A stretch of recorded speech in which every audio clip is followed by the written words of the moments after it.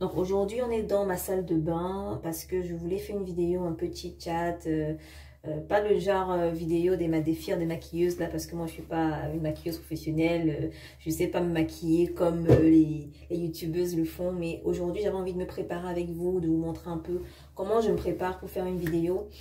Donc je vais faire une vidéo pour montrer comment je me prépare pour faire une vidéo, donc ça nous fera 2 vidéos sur la chaîne. Et pendant que je vais me préparer, je vais vous parler, on va discuter ensemble, hein. Je vais vous raconter une petite histoire, raconter un peu une histoire personnelle, ou vous donner quelques conseils, ou voilà, vous poser des questions, vous connaître un peu mieux. Donc n'hésitez pas à répondre dans les commentaires, à me parler dans les commentaires. Et voilà, on va commencer la vidéo. Je vais me faire un petit maquillage. Là, je suis vraiment au naturel. Je suis vraiment naturelle, et avant de commencer, je vais bien évidemment laver mes mains au savon. Et voilà, mon visage est déjà nettoyé, mais on va quand même le nettoyer. Et c'est parti. Allez. Donc, on lave les mains au savon. Les lèvres hyper sèches. Donc aujourd'hui, j'ai envie qu'on parle parce que j'avais fait une vidéo en fait sur la féminité, et beaucoup d'entre vous m'ont demandé de faire une vidéo sur les hormones et les cycles menstruels, le lien qui est entre les cycles menstruels et l'énergie ou bien les hormones. Donc c'est ce que je vais faire aujourd'hui. Je vais vous parler un peu, voilà, comme ça, hein, de ce qui me vient en tête, de ce que j'ai... Attendez, je n'ai pas mes mains, je suis... Donc, je vais vous parler un peu de mon expérience avec tout ce qui est cycle menstruel, hormones, ce que j'ai appris là-dessus, la lune, l'influence que ça a sur notre énergie et tout. Donc, cette vidéo s'adresse essentiellement aux femmes. Donc, si tu es un homme, sache que tu vas te sentir un peu seul ou perdu ou pas concerné. Donc, je m'adresse aux femmes surtout. Attendez, je prends mon kit de make-up. Non, pas ça. Ça, ouais, ça, oui. Oui. Et c'est parti. Donc, je n'ai pas de titre à donner à cette vidéo. Non, c'est pas parti. Attendez. On a un dernier détail. Voilà, les lingettes. Ah oui, en passant, soit dit en passant. Cette vidéo aussi, cette idée de vidéo aussi m'est venue du fait que j'ai une amie à moi qui me suit beaucoup, qui regarde mes vidéos et tout, et qui m'a demandé qu'elle aimerait que je fasse une vidéo sur comment je me maquille, parce qu'elle trouve que mon maquillage est toujours bien, beau, réussi, soft, sobre, pas trop exagéré. Souvent on n'a pas l'impression que je me suis maquillée, pourtant c'est le cas. Donc j'ai voulu faire cette vidéo aussi. Petit clin d'œil à toi, si tu m'écoutes, elle va se reconnaître si elle regarde cette vidéo. Donc c'est parti, je vais nettoyer mon visage. Premièrement, c'est très important cette phase. Donc les hormones, le cycle menstruel, le cycle de la lune, quel est le rapport? Pour commencer, moi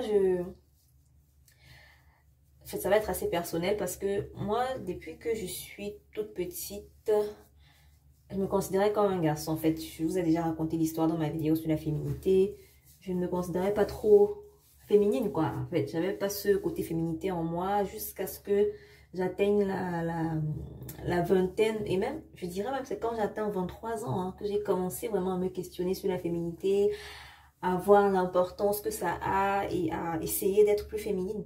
Parce qu'avant ça, voilà, j'étais presque un garçon manqué, je faisais des choses de garçon, je traînais qu'avec des garçons. En fait, pour moi, la féminité n'était pas quelque chose qui a un pouvoir, ce que je considère aujourd'hui. Donc, quand j'ai découvert ma féminité et que j'ai cherché à entrer un peu plus dans ma féminité, il y a eu un gros changement aussi au niveau de mes hormones et au niveau de mon cycle menstruel.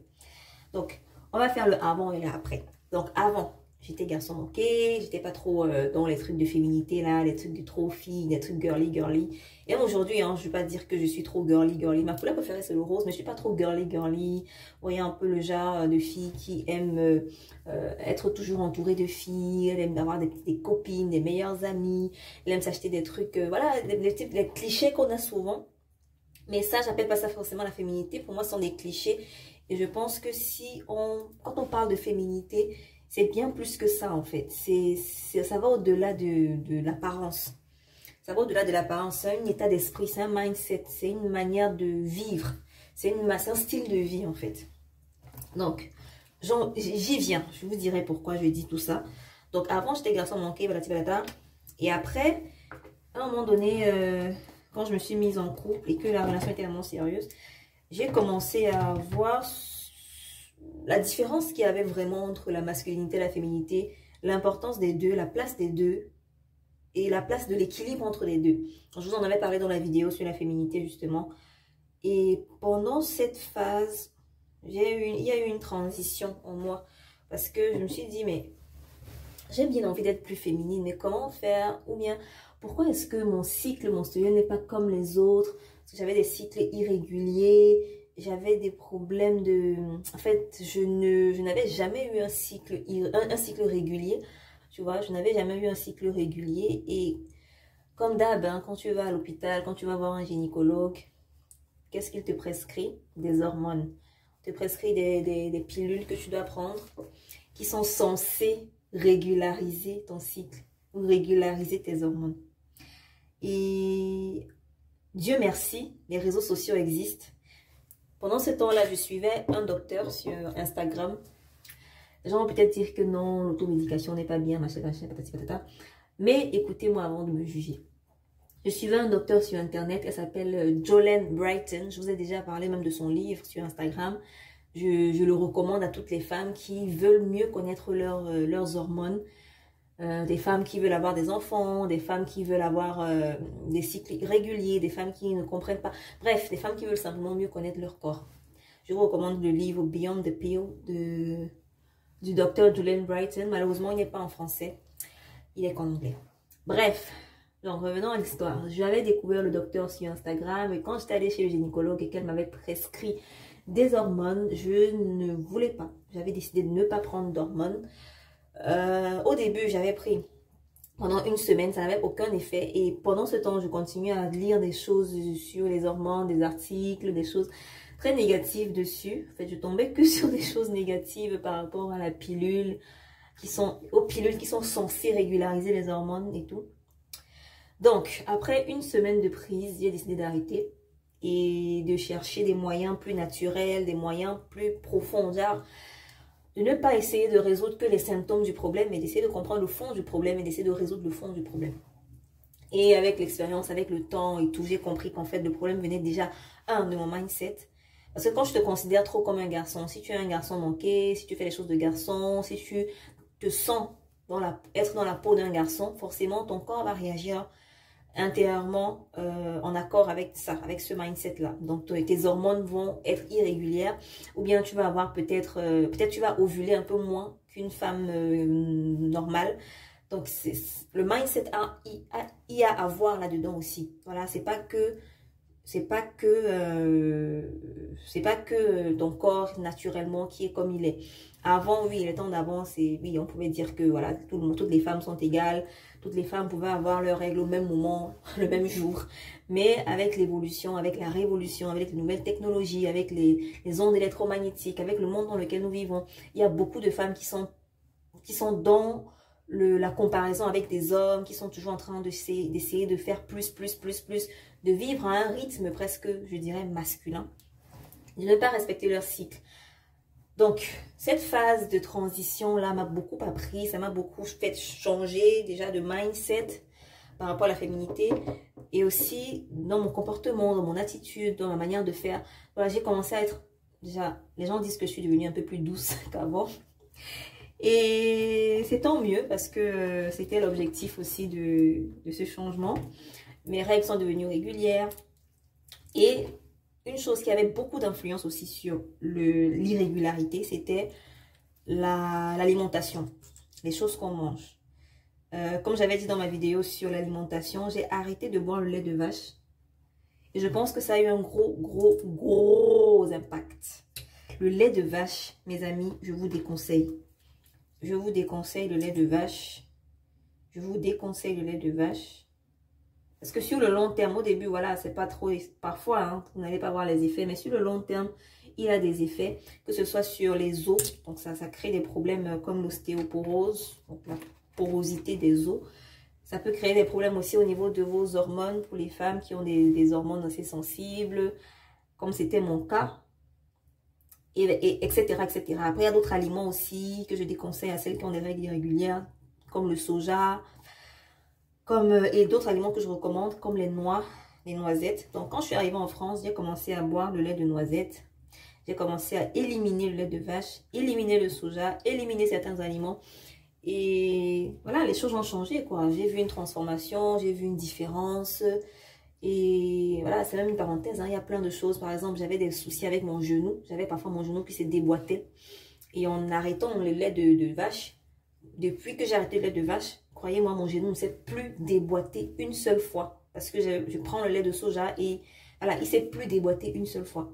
Depuis que je suis toute petite, depuis que je suis bébé, parce que j'avais eu un accident au genou quand j'étais bébé, j'avais toujours ce problème de genou qui se déboîte et ça faisait extrêmement mal.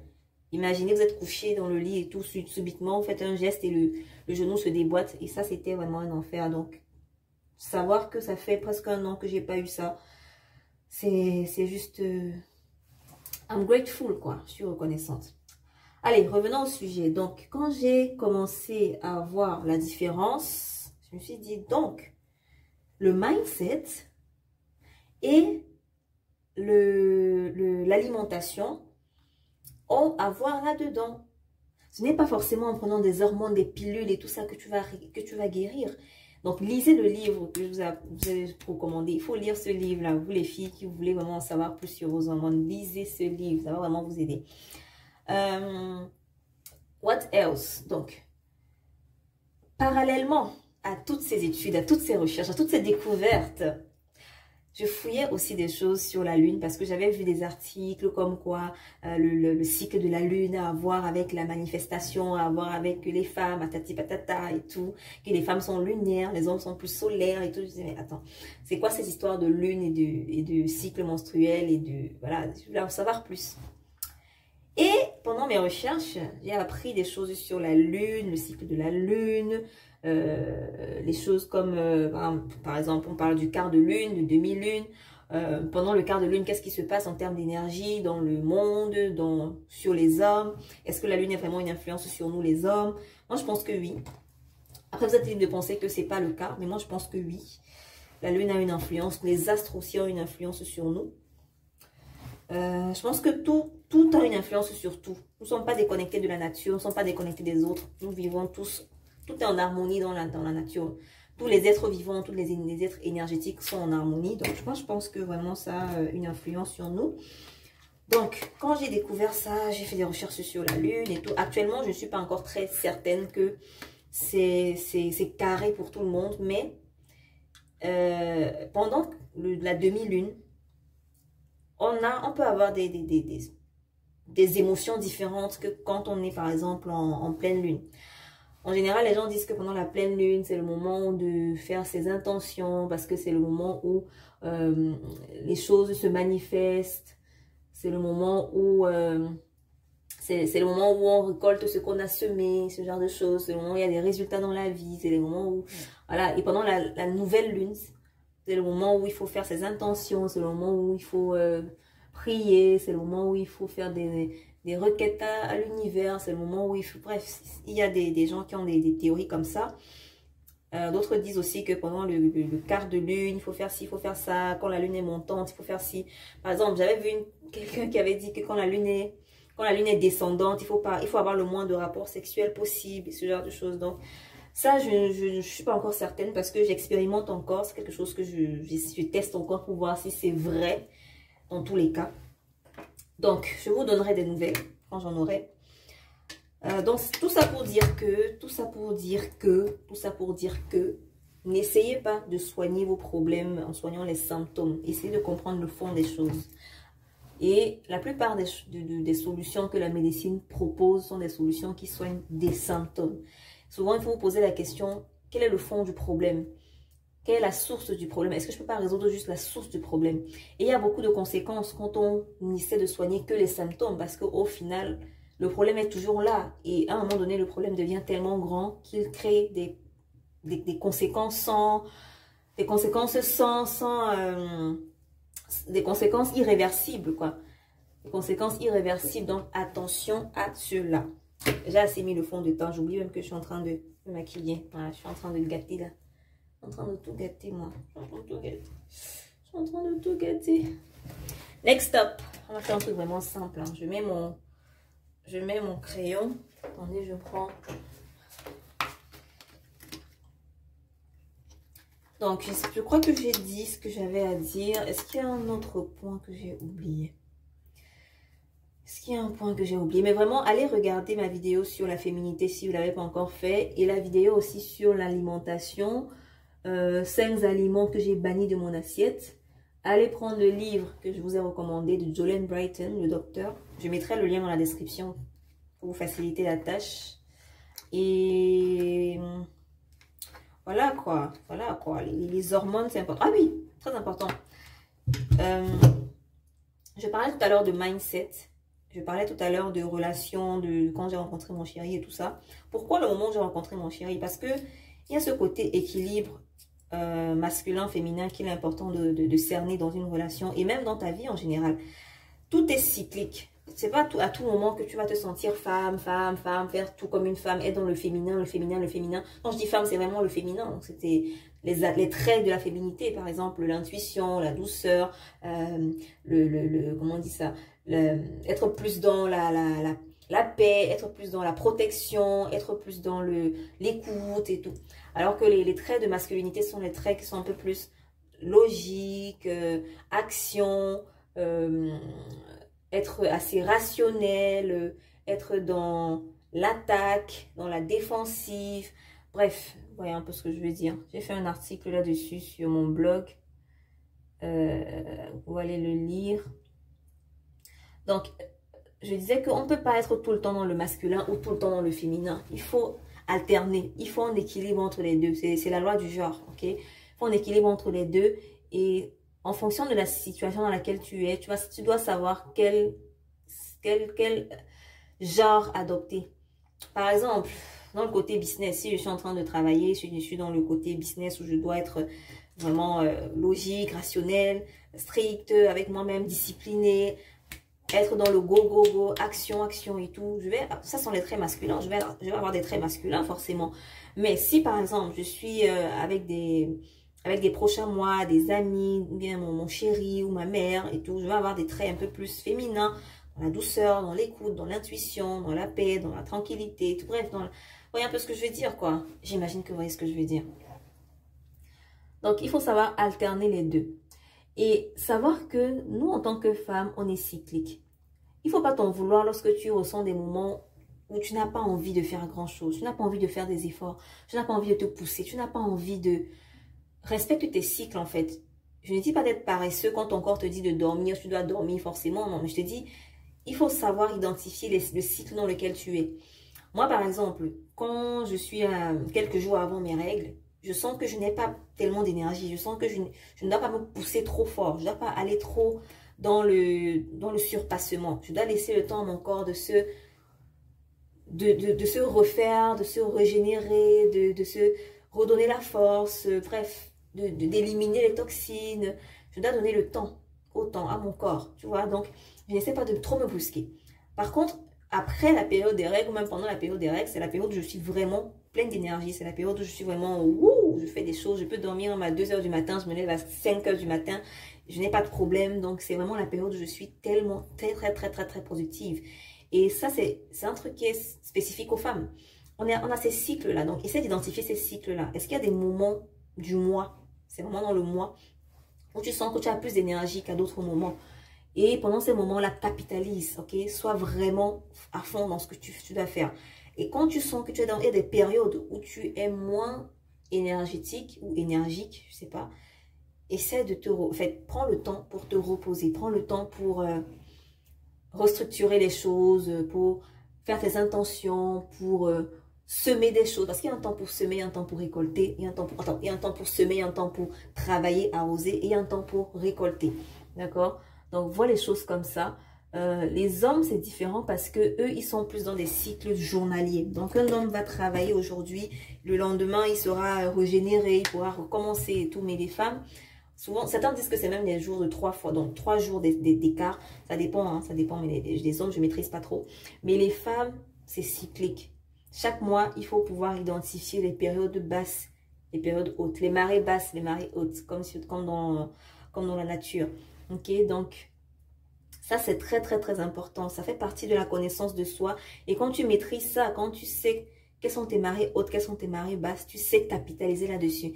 Il y a des femmes qui disent même que c'est pendant la période d'ovulation qu'elles ont souvent les plus beaux résultats dans leur business, qu'elles ont souvent les plus grands résultats dans leur business. Ça dépend de chacune. Donc, essaie d'analyser ton corps et comment tu te sens et les résultats que tu as pendant certaines périodes de ta vie. Analyse, d'accord?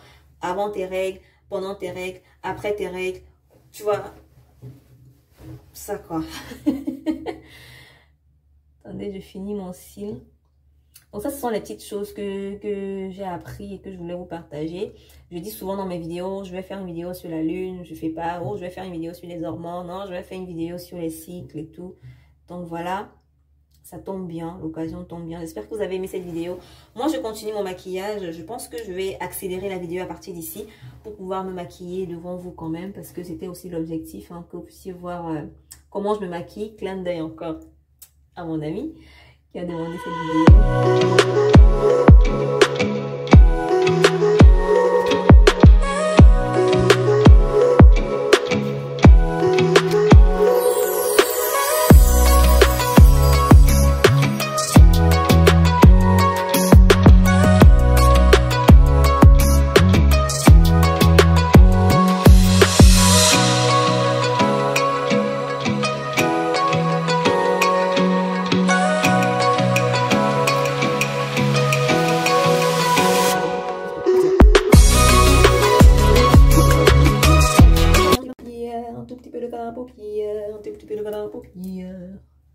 Un tout petit peu de fard à paupières. Maintenant, le dilemme, c'est choisir la couleur.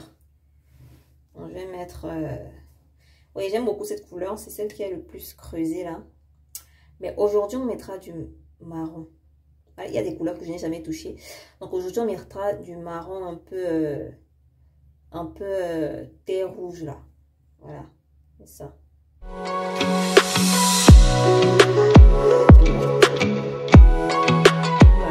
Soleil pas possible qui vient de sortir là. Ouf, il attend ma vidéo avec impatience.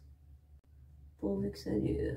Ah, pourvu que ça dure.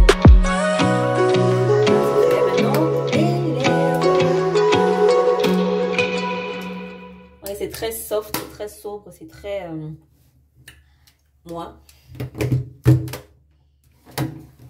Les lèvres, qu'est-ce qu'on met? Je vais mettre un petit rouge à lèvres et un peu de gloss de chez Fenty Beauty. Pourquoi ça ne zoome pas? Souvent ça zoome. Mais il faut que je fasse ça. Ah voilà, je comprends ça. Ah, bon, je vais d'abord un peu de...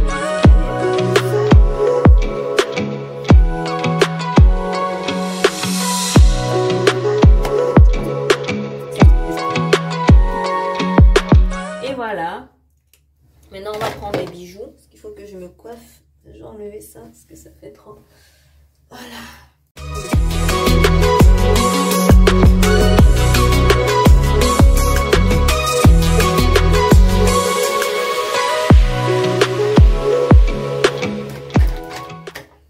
Les histoires de baby hair, là, moi, j'aime pas trop. Hein. C'est... Ça te laisse du gel au bord des cheveux et puis tes cheveux même vont s'arracher avec le temps. Bref, je suis pas trop fan des baby hairs. Faut faire de temps en temps, mais je suis pas accro quoi. Donc je brosse juste les bords comme ça et on est ready to go. Et voilà, ça fait toute la différence. On a les boucles d'oreilles, les deux bagues sur les deux mains, le bracelet et le collier. J'hésite à garder ou pas cette robe dans ma vidéo, mais on verra bien. Vous allez voir la prochaine vidéo qui aura pour titre « Comment reconnaître la bonne personne ?» J'ai tellement hâte de faire cette vidéo. Le soleil est encore là, il est gentil, donc je me dépêche d'aller filmer. Plus trop de blabla. Merci d'avoir regardé cette vidéo. J'espère que vous avez passé un bon moment avec moi. Ça va pas se reproduire très souvent parce que aujourd'hui c'était exceptionnel. Je voulais qu'on passe un moment un peu différent, un peu moins sérieux, un peu différent de la routine. Donc voilà, portez-vous bien. On se dit à bientôt pour une nouvelle vidéo. Si vous avez aimé cette vidéo, likez-la.